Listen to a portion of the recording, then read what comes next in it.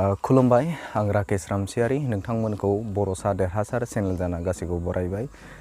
गोबाव सम जाबायमोन भिडिअखौ बानायाखैमोन, समबो मोनाखैमोन जायनि थाखाय भिडिअ बानायनायाव गोबाव जादों। थेवब्लाबो जिहेतु सासे नोगोरारि हिसाबाव गासैखौबो फोरमायनाया आंनि दायित्व, नोंथांमोननि दायित्व। बे हिसाबाव आङो बे भिडिअखौ बानायबाय। नोंथांमोना मिथिगौ आथिखालनि समाव ससियेल मिडिया निउसनि गेजेरजों नैबे कर'ना भाइरासनि जे जाथाय बेखौ नोंथांमोना मिथिखाबाय आरो बिराद बे गिख्रंथाव मोनसे भाइरास जायनि जुनै चाइना बायदि बेसेबांबा गेदेर हादोर, बे हादोरा दिनै जेनदों। जेरै वाहांस नैबे सिटिनिफ्राय जागायनानै बैजिं बिराद गिदिर गिदिर सिटिफोरानो दिनै शाटडाउन जाजोबदों, सासेबो सुबुं गैया। दा बे हिसाबाव जोङो नोजोर होयोब्ला बेयो थारैनो बे जब खालामनायनि मोनसे सम नङा, बेयो जोंनि थाखाय सांग्रां जानायनि सम। नोंथांमोना मिथिगौ दिनै इटालियाव गोबां सुबुंफोरा थैदों, 4,000निबो सायाव जाबाय दा बेवहाय थैनाया। नोंथांमोना निउसाव लोगो लोगो आपडेट मोन्दों जानो हागौ। इउकेआवबो गोबां थैदों। बिदिनो गुबुन गुबुन हादोरफोराव सुबुं थैनायनि अनजिमाया दा बारानिफ्राय बारा जादों। बेजों भुगिनांनाय जे सुबुंफोरा गोबां जादों। दा बेनिखायनो आङो नैबे आंनि चेनेलनि गेजेरजों गासैखौबो खावलायदों, बेनि सायाव जोङो सांग्रां जानाया गोनांथि। गभर्नमेन्टआ जाखिनि इन्सट्राक्सन होदों, नैबे भारत हादरनि बा WHOनि जिखिनि इन्सट्राक्सन, बे इन्सट्राक्सनखौ फल'आप खालाम। दा बिथांमोना बुंदों जे बाहेरायाव ओंखारनाङा आरो लोगोसेनो बेवहाय फोरमायदों बिथांमोना क्राउड, जेराव माने सुबुं गोबां जानाय बे जायगायाव गेदारिं जानाङा बेखौ खावलायदों। लोगोसेनो बेवहाय नोंथाङा आखाइखौ मोजाङै सुनो खावलायदों, मोजाङै साखोन सिखोन जानो फोरमायदों बिथांमोना आरो गुदुं दै गुदुंजों आखाइ सुनो आरो लोंनो, देहाखौ जेब्लाबो गुदुङै लाखिनो बिथांमोना खावलायदों। बे इन्सट्राक्सन बायदियै नोंथांमोना फल' खालाम। आरो माखासे नैबे खायसे सिमटमफोर नुयोब्ला सोरबा गुजुनाय, सोरबा बिदिनो हां सरथे जानाय, बिदिनो खर' सानाय, खिनाय, गोबानाय जुदि जादोंब्ला बेखौ खाथिनि नजदिकनि नैबे हस्पिटालफोराव लांनानै बेखौ जाज खालाम, चेकआप खालामनो थाखाय खावलायदों। बेखौ नोंथांमोना इन्सट्राक्सनखौ फल' खालाम आरो बे इन्सट्राक्सन फल' खालामनायानो जोंनि थाखाय रैखाथि। दा बेवहाय जाखिनि गभर्नमेन्टआ इनिसियेटिभ लादों बे जोंनि थाखाय बा सुबुं माहारिनि थाखाय बे मोजां।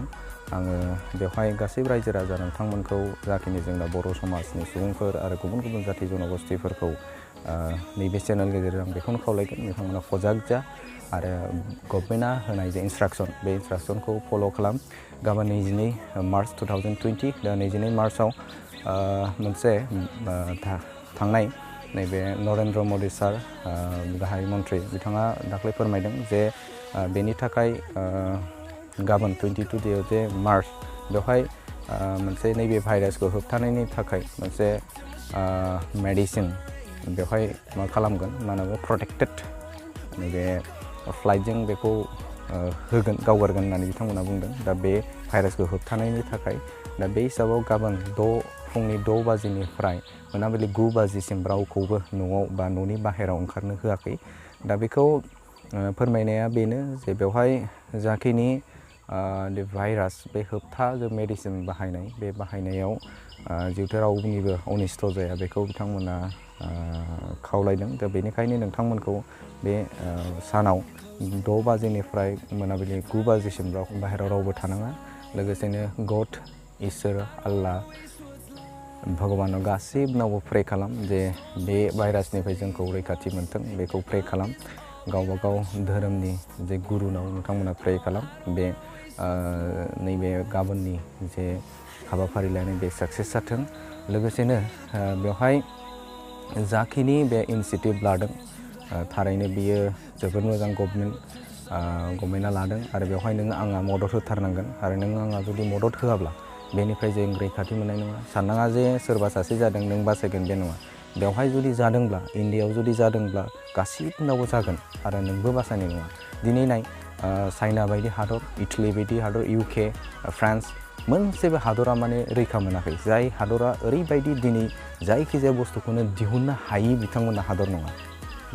दा बैफोरबायदि हादरानो दिनै साइन्टिफिकेलि बिथांमोना जेननो गोनां जादों। रिसार्च खालामनानै बिथांमोना हायरान जादों। बिथांमोना दासिमहालागै भेक्सिन दिहुननो हायाखै बे भाइरासनि जोहै। अब्ला नोंथांमोननि नैबे बा जोंनि नैबे भारत बायदि हादरा अब्ला बेसेबां हागोन, बेखौसो बाथ्रा।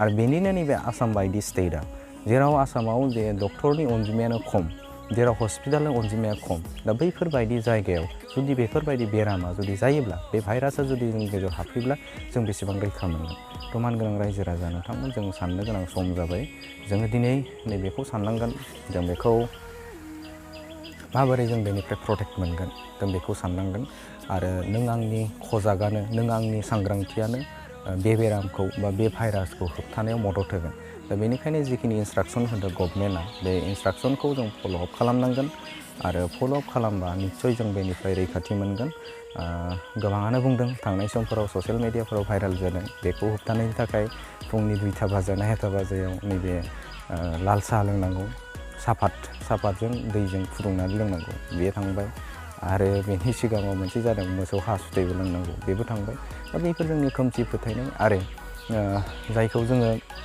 गभर्नमेन्टनिफ्राय खुनु इन्सट्राक्सन गैया साइन्टिफिकेलि बाथ्रा बेवहाय गैया दा बैफोरखौ जों गनायना लानाया जोंनि थाखाय गोरोन्थि जों बेखौ मोजां मोनसे साननाङा जे बेखौ ओरैनो फाल्थु बाथ्रा साननाङा मानोना जों सांग्रां जानाया जोंनि रैखाथि नों आंखौ रैखाथि होगोन दा खायसे ओरैबायदि जायगाफोराव जादों जेराव जोंनियावबो जादों जोंनि एरियायाव केरेला नैबे गवा खायसे मुम्बाइनिफ्राय फैनाय सुबुंफोरा न'खराव जेबो जार्च खालामालासिनो जेबो गावखौ टेस्ट खालामालासिनो न'आव हाबफैदों आरो न'आव थादों दा बिथांमोननिफ्रायबो जों मोनसे खजाग जानांगोन मानोना बिथांमोना गुबुन जायगानिफ्राय फैदों दा बेवहाय बिथांमोनाव थारैनो कर'ना भाइरास बा माबा मोनसे बिनाव जादों नामा बेखौ जों टेस्ट खालामना लानाया मोजां चेकआप खालामना लानाया मोजां मानोना दिनै गुबुन जायगानिफ्राय फैयोब्ला मोनसे सन्देह जायो जेराव केरेला बायदि जायगायाव दा एसे जानाया खोनाबाय थादों दा बे हिसाबाव जों बे जाय बिथांमोना गुबुन जायगानिफ्राय फैदों बिथांमोना गावखौनो टेस्ट खालामना ला मानोना नोंथांनि टेस्टआवनो नोंथांखौ बासायगोन आरो गुबुन एरियानि सुबुंफोरखौ बासायगोन दा बेखौ आं खावलायदों नोंथांमोना